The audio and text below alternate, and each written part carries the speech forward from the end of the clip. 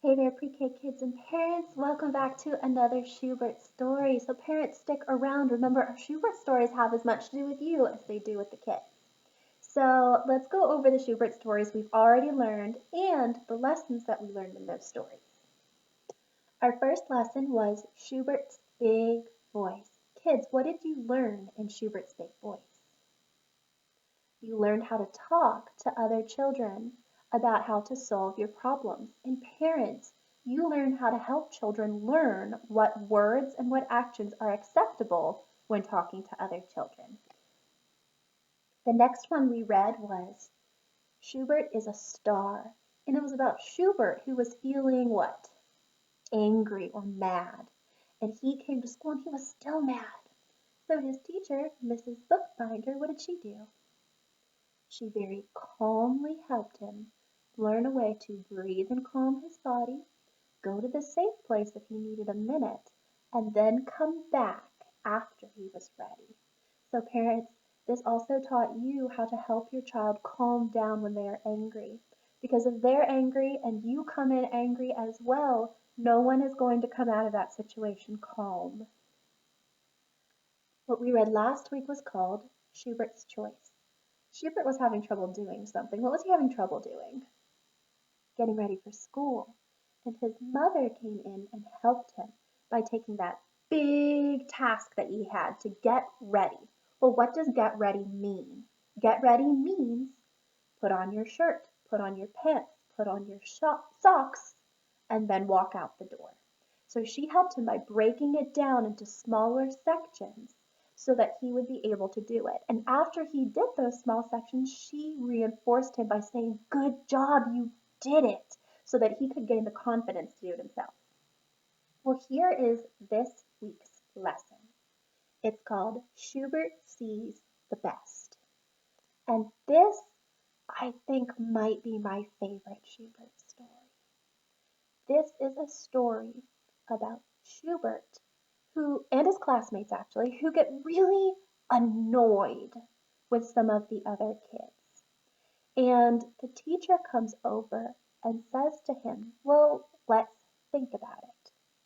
Why do you think this other student is doing this thing that annoys you?" And she helps him see the best in this other student, to see, oh, he's not doing that to be mean. He's not doing that to annoy me. He's doing this because he needs my help in order to learn something. So it takes it and puts a spin on it. People aren't usually mean. They don't do things just to be annoying. Kids don't do it and adults don't usually do it. Instead, you can see it as something they need help learning how to do. So let's go ahead with the front, spine, back.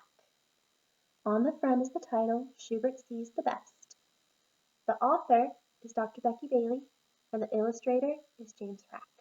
I'm going to open it up, past the title page, to the beginning of the story up here. I'm going to read it all the way across and down, and then flip the page when I get to the end of the page. Down there too. Alright, move closer and turn this a little bit so you can see. It says, "It is a curious day in Bug Valley." Curious means has lots of questions. Schubert wakes up with all kinds of questions swirling in his head. Why do we wear shoes when our toes are so cute? Why do we wave hello with our hands and not our feet? He asks himself, and then he begins to sing. Hooray! Hooray! I have questions today. Do you have any questions today? Maybe you should ask somebody, message me, talk to mom, dad, whatever. Schubert's sister Sophie hears him singing. Schubert, she asks, why do you think all the other bugs at school call Crenshaw hurtful names? Are they mean? Ooh, so what did we just learn? There's a friend at school called Crenshaw, and the other kids call him names. Is that a kind thing to do? Is that helpful? Definitely not. So Sophie's question is, are they being mean to him by calling names? Let's see. Schubert feels concern for his friend Crenshaw, the cricket, and for his school family. He puts his finger to his head and thinks, I don't know, he says, but I can find out at school. Come on. Shubert sings as they walk to school. Hooray! Hooray! I've got questions today. Hooray! Hooray! Answers are on the way. So he's going to find out the answers to his question. At school, Shubert shares his plan with the teacher, Mrs. Bookbinder.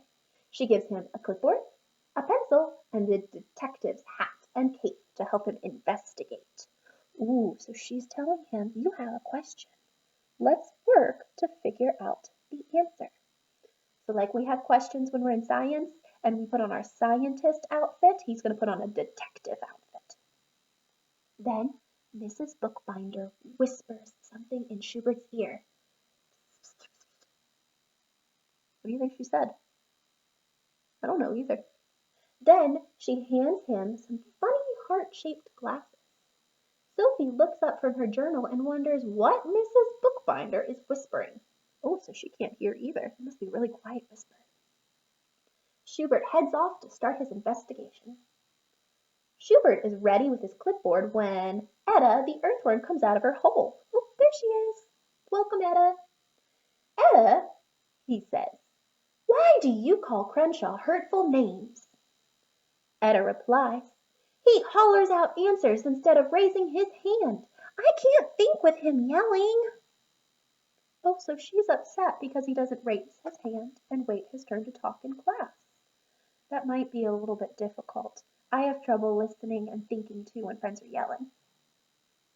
Shubert puts on his funny heart-shaped glasses and says, maybe answers just pop into his head faster than he can put up his hand. That's a nice way to think about it. He's not being mean. He just gets so excited. All right. Says Etta. Let me see those glasses. And as she looks through the glasses, she says, I see. He has trouble remembering to raise his hand. I can help by raising my hand so he knows what to do. I would rather be helpful than hurtful.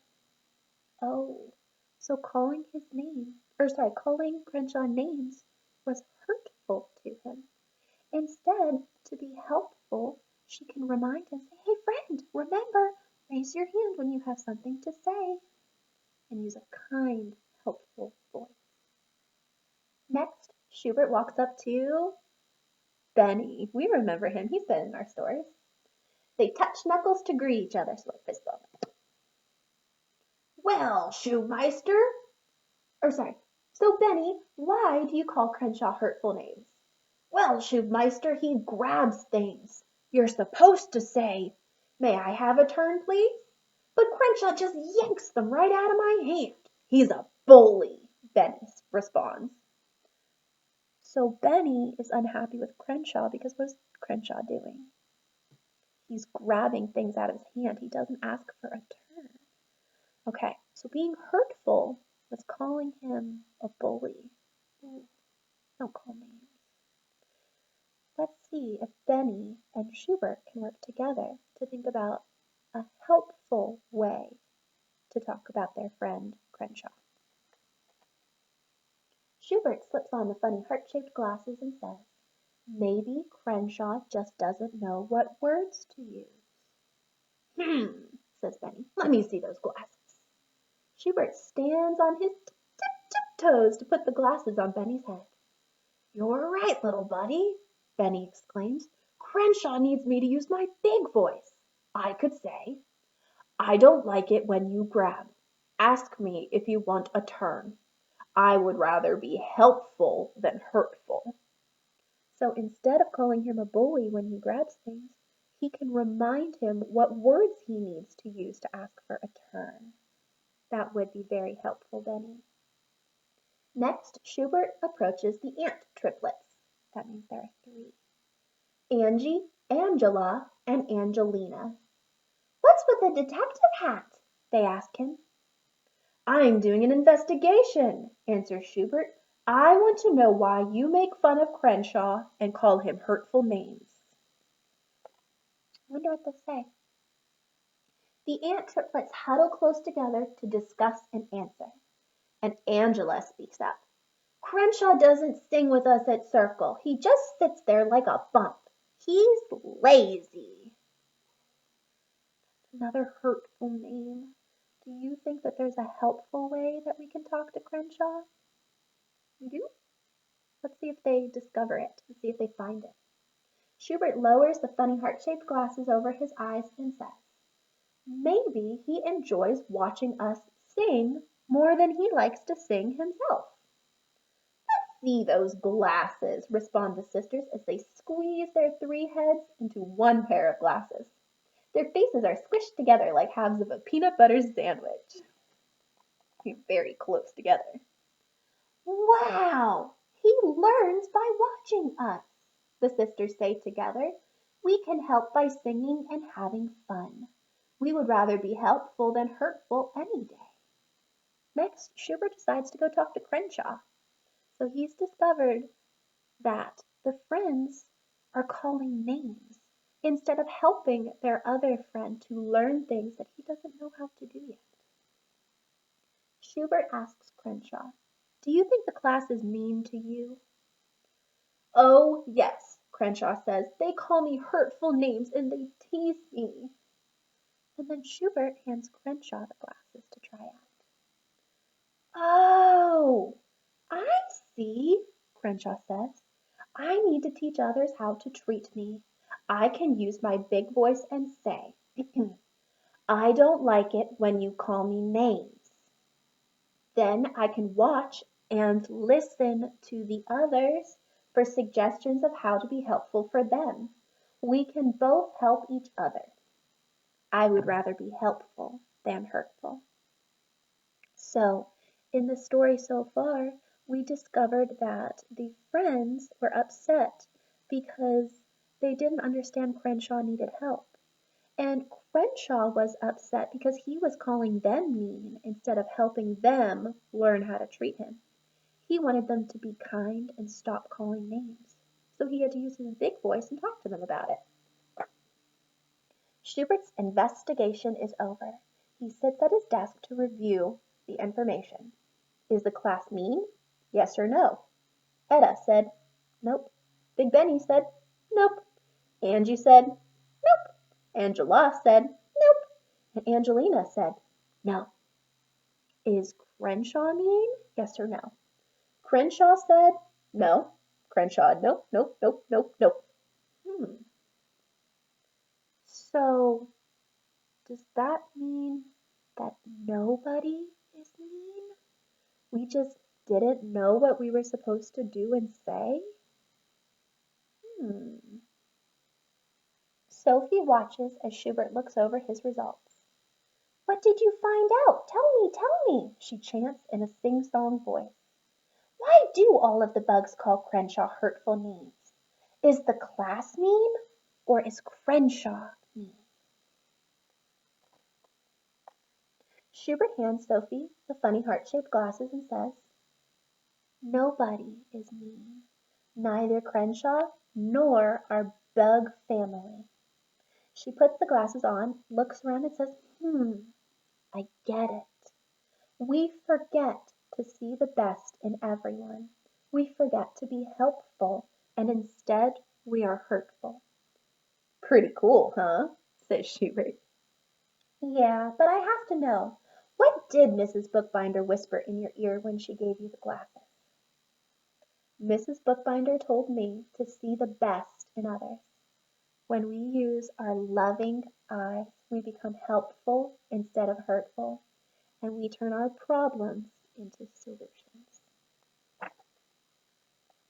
Then, what a surprise, Mrs. Bookbinder hands every student funny heart-shaped glasses. One by one, they slip the glasses on and look at each other with love. Shubert begins to sing. Hooray! Hooray! I had questions today. Hooray! Hooray! Answers came my way. And the class is enchanted by what they've learned. Joyfully, they sing too. Hooray! Hooray! We can see a different way. Hooray! Hooray for our loving eyes today. The end. So here are some tips, some things that we learned from the story that might help us. Mrs. Bookbinder encourages the children to answer their own questions. This helps them to learn new things and to understand that they can answer their own questions and solve their own problems, and that teachers and parents don't have to solve everything for them.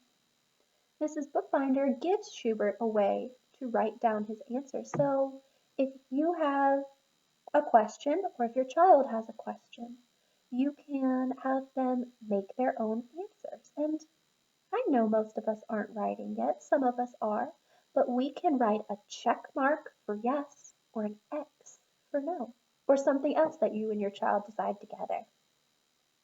Mrs. Bookbinder also teaches the children there are different ways to look at a situation. So this is really important. Instead of saying, calling names is mean, you are mean, which she would never do, she says, let's think about it a different way. They're not being mean. They just don't know what to do to be helpful instead of hurtful. Sorry, Mrs. Bookbinder helps the children understand that by raising their hands and using their words, they help not only themselves but other people too. So this is what builds a family, a school family or a family at home, is working together to be helpful. So, boys and girls, mom and dads, I want you to go around today, all the next week, and all the rest of your lives, and try to see the best in people. They're not trying to hurt you. They just don't know how to be helpful instead. So let's go ahead and help them out. All right, guys, I will see you next week with another Shubert book. Until then, bye.